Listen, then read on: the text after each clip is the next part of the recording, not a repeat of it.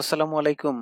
এই টিউটোরিয়ালের টপিক হচ্ছে যে আপনার যদি একটা ওয়েবসাইট থাকে তাহলে সেই ওয়েবসাইটে আপনি কিভাবে ফেসবুক মেসেঞ্জার অ্যাড করবেন। সাপোজ আপনার একটা কোম্পানিতে আপনি জব করেন এবং সেখানে যদি আপনি আইটি পদে জব করে থাকেন তাহলে ওয়েবসাইটটি ডেফিনেটলি আপনাকে ম্যানেজ করতে হবে এবং আপনার কোম্পানির যে ফেসবুক বিজনেস পেজটি আছে সেই পেজের সাথে আপনার ওয়েবসাইটে ফেসবুক মেসেঞ্জার কিভাবে কানেক্ট করবেন সেটি দেখানোই মূলত এই টিউটোরিয়ালের মূল উদ্দেশ্য। তো চলুন শুরু করি।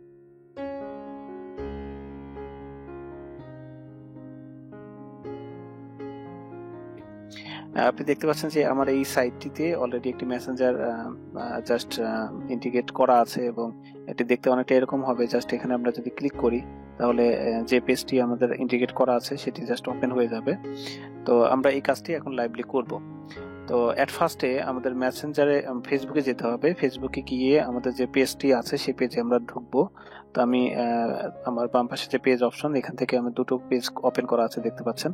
তো এখানে যে এটি যদি আমি যোগ করতে চাই পাবনা পলিটেকনিক ইনস্টিটিউট, এটিতে ঢোকার পরে নেক্সট হচ্ছে সেটিংসে যাব। সেটিংসে যাওয়ার পরে এখান থেকে আমরা মেসেজিংয়ে যাব। মেসেজিংয়ে যাওয়ার পর আমরা ডান পাশে ক্লিক করার পর আমরা ডান পাশে জাস্ট এই অপশনটি খুঁজে বের করব যে add messenger to your website. এখান থেকে গেট স্টার্টেড যে বাটনটি আছে সেখানে জাস্ট আমরা ক্লিক করব। গেট স্টার্টেড ক্লিক করার পর আমাদের এই ধরনের একটি অপশন দিবে যে add messenger to your website. Then এখান থেকে আমরা নেক্সটে ক্লিক করব। নেক্সটে ক্লিক করার পর আমরা এখানে কিছু অপশন খুঁজে পাবো। অ্যাট ফার্স্টে হলো ইংলিশ। সো এখান থেকে আপনি অন্য ভাষাও আপনি চয়েস করতে পারেন, বাংলা টাংলাও চয়েস করতে পারেন। তো এখান থেকে যে গ্রিটিংস আছে how can we help you, এটি কিন্তু এডিট করে আপনি ইচ্ছা মতো চেঞ্জ করতে পারেন। তো আমার যা আছে বাই ডিফল্ট সেটা রেখে দিলাম।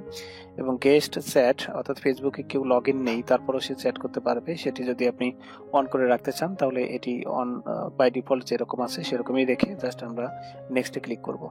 এবং আমরা যা যা সেটিং চেঞ্জ করতেছি ডান পাশে কিন্তু তার ইন্টারফেস দেখতে পাচ্ছি। তো এরপরের যে ধাপটি আছে সেটা হচ্ছে যে কালার চেঞ্জ করা। আপনি বাই ডিফল্ট যে কালারটি আছে সেটি চেঞ্জ করে যদি অন্য কালার নিতে চান তাহলে সেই কালারটাও হবে, যে কালার পছন্দ আসলে সেটি চয়েস করলেই হবে। তো বাই ডিফল্ট যেটি আছে সেটি রাখলাম।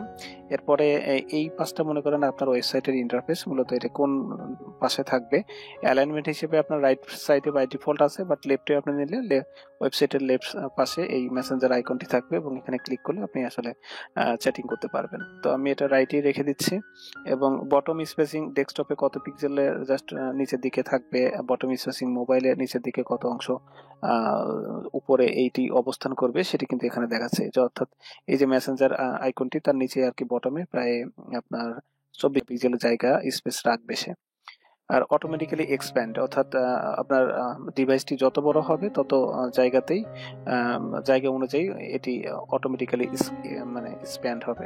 তো এক্সপ্যান্ড হবে যেমন মোবাইলের জন্য ছোট করে এক্সপ্যান্ড হবে, বা বড় ডেস্কটপ বা প্রজেক্টরের ক্ষেত্রে আরো বড় করে জাস্ট এই ইন্টারফেসটি বেড়ে যাবে, এটি মূলত বোঝাতে চেয়েছে। নেক্সট হচ্ছে আমরা নেক্সটে ক্লিক করব। ক্লিক করার পরে এখানে দেখতে পাচ্ছেন যে ওয়েবসাইট ডোমেইন, আপনি যে ওয়েবসাইটে এটি যোগ করতে চান সেই ডোমেইনটি এখানে বসিয়ে দিবেন। তো আমি চাচ্ছি হচ্ছে এই সাইটটাতে, তো আমি এটি জাস্ট কপি করে দিচ্ছি, যেখানে ছিলাম এটিতে বসিয়ে দিলাম। বসিয়ে দিয়ে দেন আমরা এটা সেভে ক্লিক করব। সেভে ক্লিক করার পর এখানে দুটি অপশন আছে, ইনস্টল কোড।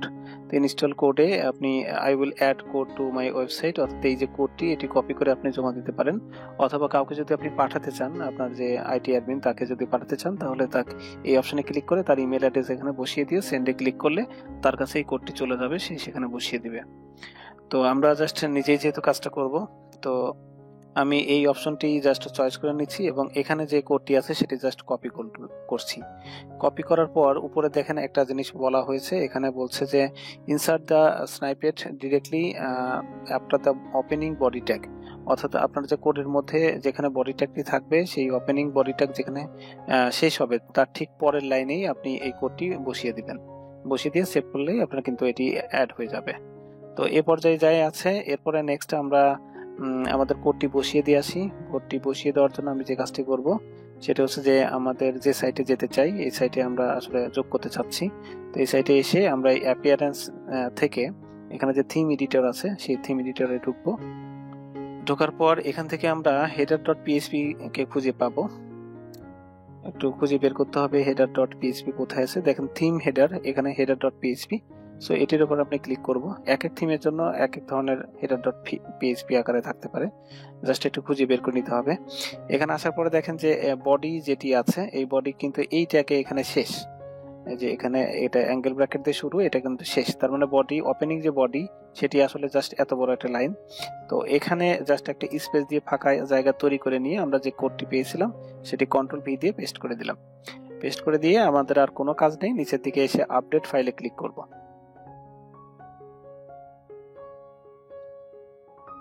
ক্লিক করার পরে এটি দেখেন সাকসেসফুলি মানে জাস্ট সেভ হয়ে গেছে। এখন এই জায়গাটাতে আমরা একটু রিলোড দিব, একই সাথে আমাদের যে সাইটটি ছিল সেই সাইটটি আমরা ভিজিট করব। ভিজিট করে দেখব যে আমাদের মেসেঞ্জারটি আসলে অ্যাড হয়েছে কিনা। তো দেখতে পাচ্ছি যে আমাদের মেসেঞ্জার কিন্তু অ্যাড হয়ে গেছে, এবং এখানে যদি আমরা ক্লিক করি তাহলে আমাদের পাবনা পলিটেকনিক এর যে পেজটি আমরা অ্যাড করলাম অর্থাৎ মেসেঞ্জার ইন্টিগ্রেট হয়ে গেল। এখন আমরা এখান থেকে কিন্তু চ্যাটিং করতে পারবো। আপনি যা কিছুই লিখেন না কেন সেটা লিখে যদি সেন্ড করেন তাহলে এই পেজের যিনি অ্যাডমিন তার কাছে এই মেসেজটি চলে যাবে, এবং সে কিন্তু মেসেঞ্জারের মাধ্যমে সে রিপ্লাই দিতে পারবে। সে রিপ্লাই দিলে এখানে আপনি সেটি দেখতে পাবেন।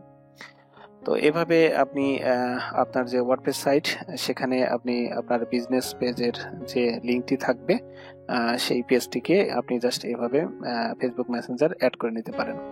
একইভাবে আপনার যদি মনে হয় যে আপনার HTML CSS জাভাস্ক্রিপ্ট দিয়ে তৈরি কোনো ওয়েবসাইট আছে তাহলে সেই ওয়েবসাইটে আপনি যাবেন। যেমন ধরেন এটা আমার এই cPanel-এ একটি ওই ধরনের একটা সাইট মানে জাস্ট সেট আপ করা আছে। তো আমি এখান থেকে ফাইল ম্যানেজারে যাচ্ছি। ফাইল ম্যানেজারে গিয়ে আপনারা জানেন যে এখানে public_html এটা খুঁজে বের করতে হবে।